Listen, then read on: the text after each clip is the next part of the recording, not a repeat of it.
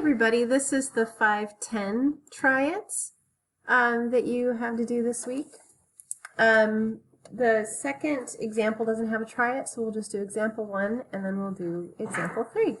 Okay, so for starters, there's two ways to solve these. You can use equivalent rates or you can use dimensional analysis. And what I want to tell you is dimensional analysis, you're doing the same thing, it's almost like it's a shortcut.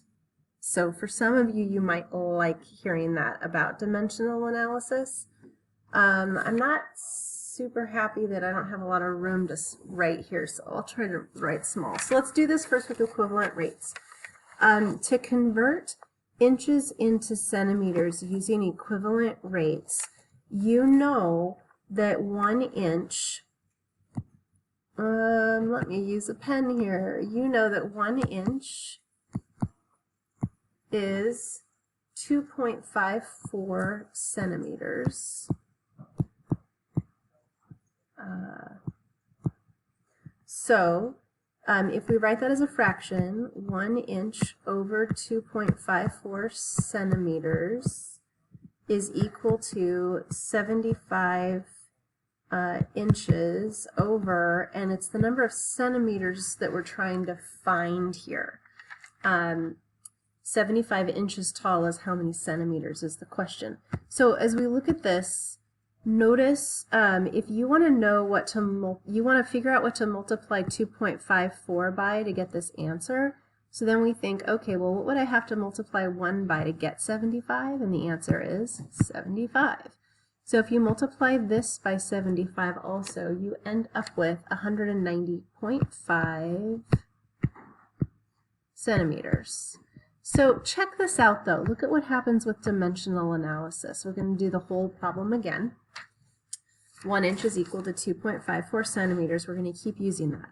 So what we definitely know is that the robot is 75 inches tall. And I'm going to multiply it by the ratio that I know shows the relationship between inches and centimeters, which is 1 inch, 2.54 centimeters. But because there's that time sign there, we want the inches to definitely be on bottom, centimeters on the top. So we know that 1 inch is 2.54 centimeters.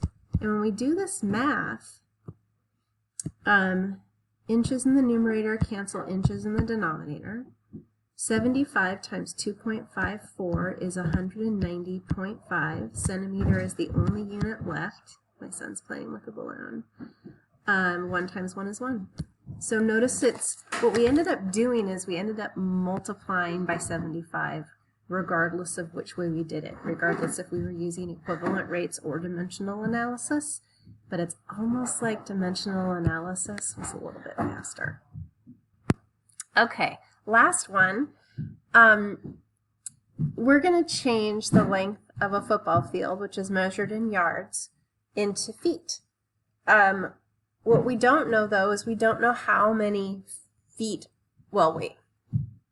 We were changing a 100-yard football field into meters. And we know how many yards are in a foot, and we know how many feet are in a meter, but they never tell us how many yards are in a meter. If they did, this would be a really fast question. So it's going to be a two-parter. just playing with the balloon. That's all he's doing. So here we go. All right, so let's start off by changing from yards to feet. So Tommy, can you sit down for just like 2 or 3 minutes? Okay. So we know that 1 yard is equal to 3 feet. And what we have are 100 yards. And I know you're thinking, can't I just multiply that by 3? And the answer is, yeah, you can. That's what we've been doing. Check this out. The reason you can multiply it by 3 is because there are 3 feet in 1 yard. So, again, these guys cancel out. 100 times 3 is 300. The only unit left is feet, and 1 times 1 is 1. So there are 300 feet in the length of a football field. So we want to change that 300 feet now into meters. And they told us that there is, what did they say? 1 meter is 3.28 feet.